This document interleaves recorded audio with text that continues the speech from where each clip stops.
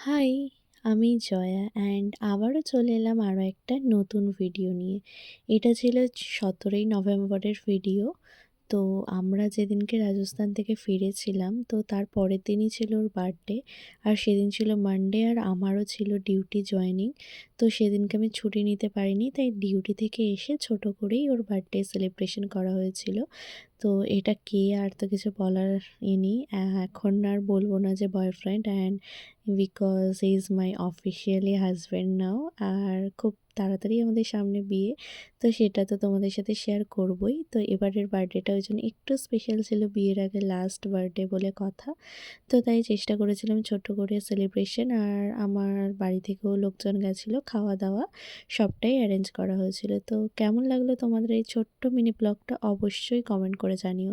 আর আমার বিয়ের রিলেটেড ডিটেলসে ভিডিও দেখার জন্য আমার ইউটিউব চ্যানেলটিকে সাবস্ক্রাইব করে রেখো, আর পারলে ইনস্টাগ্রামে ফলো করে রেখো। চলো আজকের মতন টাটা, দেখা হবে আবার নেক্সট ভিডিওতে।